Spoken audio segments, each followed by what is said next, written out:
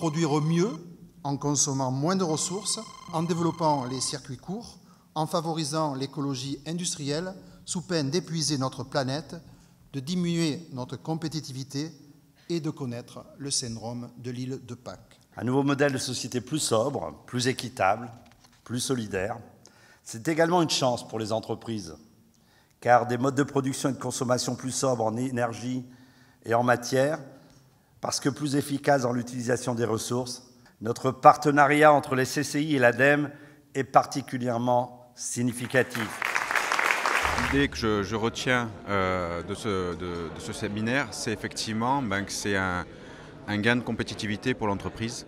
Et notre métier maintenant, ça va être d'aller porter la bonne parole auprès de nos entreprises et de les convaincre de s'engager.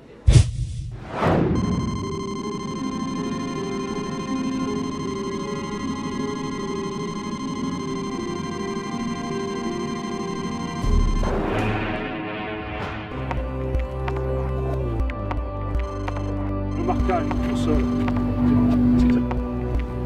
Et le caset de pierre. Vous avez compris? Puis pour les autres.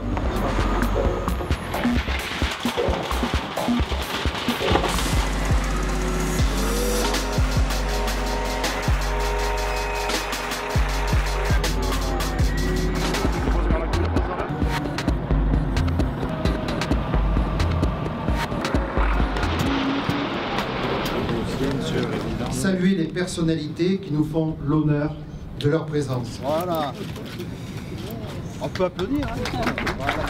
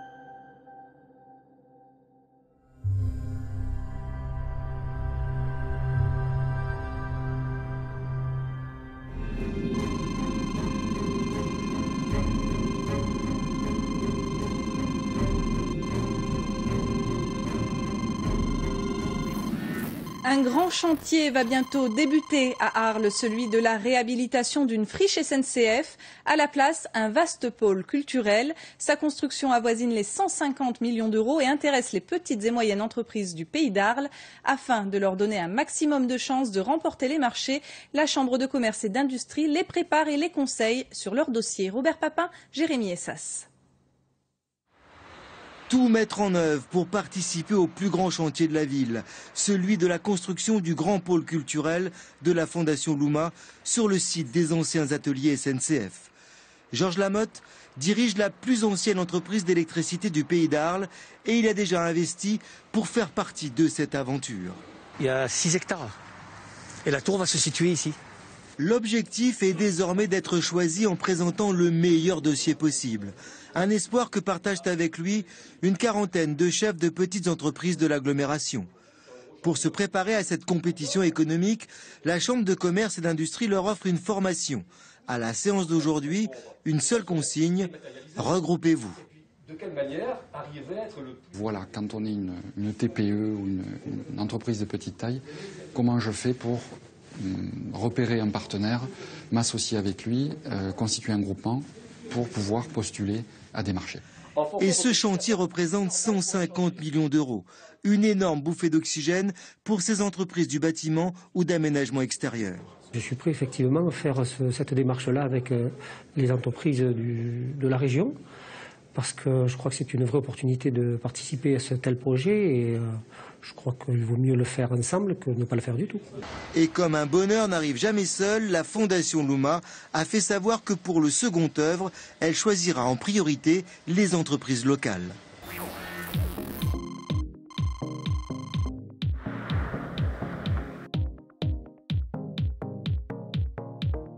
Les grosses entreprises, elles connaissent les chambres de commerce et donc elles y viennent naturellement. Mais les petits, dont j'ai été, dont je suis toujours, eh bien, on hésite à franchir le pas de ce qu'on considère comme une administration.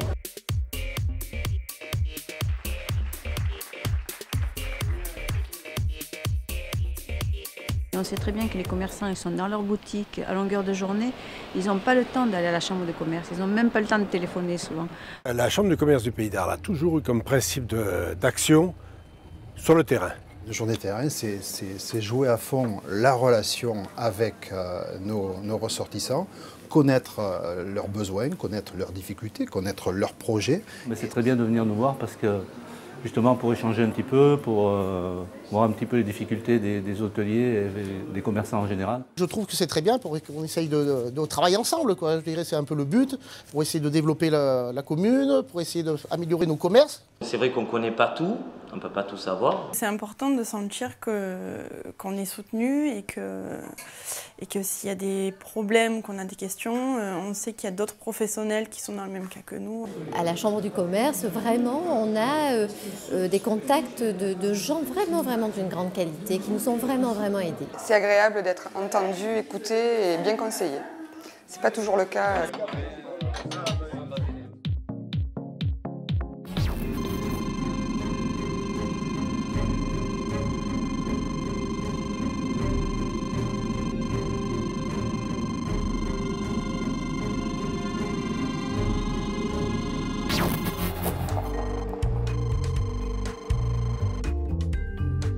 Universal Beauty est en fait une société de produits cosmétiques à forte valeur ajoutée.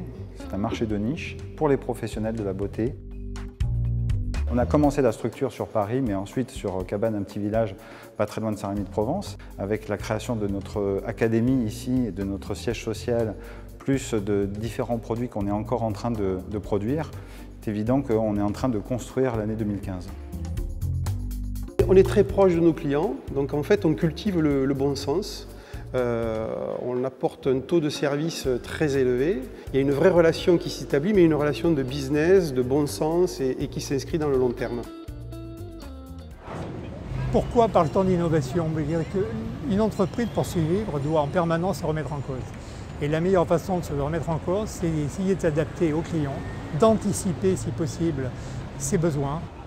On a été invité par la CCI du Pays d'Arles, parce que je fais partie du club des jeunes entrepreneurs du Pays d'Arles. Donc on a une dynamique où on essaie de montrer un peu le savoir-faire local. C'est ça qui est innovant et qu'on parle de vendre autrement.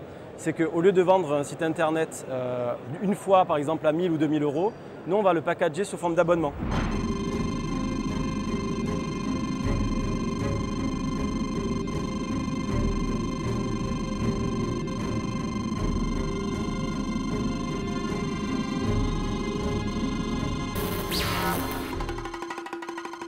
Les comportements d'achat changent et pour les commerçants, que je suis d'ailleurs, nous avons besoin d'outils, on a besoin d'études pour s'orienter. Par le biais de cette étude, on pense que ça va permettre aux commerçants de se remettre en question. C'est aussi un moyen d'échange, c'est pour ça que nous avons fait 3 tables rondes pour pouvoir faire des échanges. La première mutation, c'est la mutation économique. Le deuxième champ de mutation, concerne les mutations technologiques. On pense beaucoup à Internet, on a raison, les mutations concernent les nouvelles technologies et notamment Internet, mais pas seulement. Et la troisième mutation, c'est une mutation qui est un peu plus ancienne. Aujourd'hui, je veux consommer de façon individualisée. Je veux que la consommation m'aide en fait à créer ma propre identité. Alors, ce que je viens chercher dans ce genre de réunion, c'est du partage et de l'échange. Suite à cette étude, je pense que je continuerai à être aussi active que ce que je le suis, et même encore plus. Ça va me permettre de continuer à développer dans les nouvelles technologies, d'être présente peut-être un petit peu plus sur Internet, de mettre en place des nouveaux services.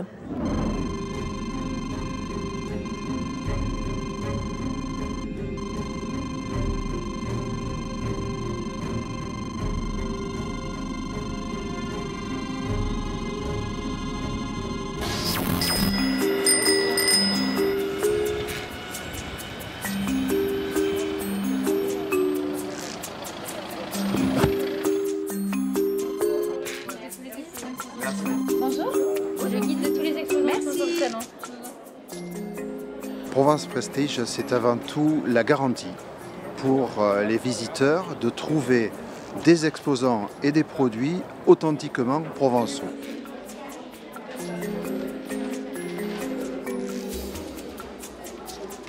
Ce qui nous motive pour la venue de ce salon, c'est nos clients. Faire découvrir nos produits. Vous parlez de notre fabrication, ça oui c'est intéressant. Je ne pensais pas avoir autant de succès. Chaque année, on revient, voilà, et on est pleinement satisfait parce qu'on trouve tout ce qu'on cherche. Toutes les années, le salon est remis en question, on revisite l'ensemble des 150 exposants, on valide parmi les 200 demandes, voire plus, quels sont les 10, 20 ou 30 qui pourront exposer. Nous sommes présents sur ce salon parce que nous avons une très belle retombée déjà économique et puis parce que nous avons une très belle clientèle. 2 millions d'euros sont dépensés pendant les 5 jours sur le salon. 5 millions d'euros seront dépensés après grâce aux retombées du salon.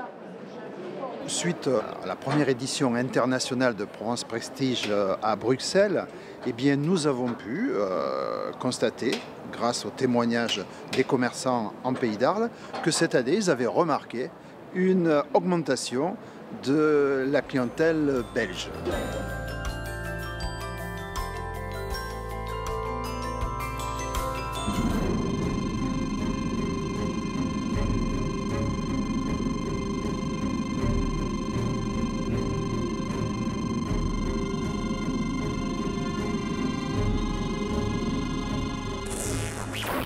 Depuis 2000 ans, le Rhône contribue au rayonnement du Pays d'Arles. Demain, ce flux naturel va se doubler d'un flux numérique pour fertiliser une Digital Valley d'envergure mondiale autour d'un cluster d'innovation pédagogique et numérique. À la base de ce projet, un pont, mais pas n'importe quel pont. Intégrant un data center de nouvelle génération, cette passerelle numérique va d'abord ancrer l'identité du territoire et valoriser ses richesses en connectant ses filières d'excellence. Associant production et activité artistique, l'intelligence territoriale d'Arles est connectée à la force territoriale de Poitiers, dotée du futuroscope et de l'expérience de sa technopole. Ce pont sur le Rhône, long d'à peine 300 mètres, sera pourtant le plus grand du monde. En lien direct avec la planète, il connectera l'intelligence et l'expertise du Pays d'Arles à des infrastructures numériques de pointe en Asie et en Amérique latine pour servir les grands projets industriels de ces émergences territoriales. En créant des collaborations internationales, le CIPEN favorisera la venue d'un tourisme d'affaires. Conçu dans le respect de l'environnement, il offrira un cadre et une qualité de vie agréable avec des espaces verts et de loisirs. Ainsi, les territoires connectés deviendront des zones attractives économiquement, avec un potentiel de croissance exponentielle. Unir intelligence, force et émergence, c'est connecter des compétences et des expertises à l'échelle d'un territoire, à l'échelle des territoires, mais surtout à l'échelle de l'homme qui doit rester au cœur de l'industrie du futur.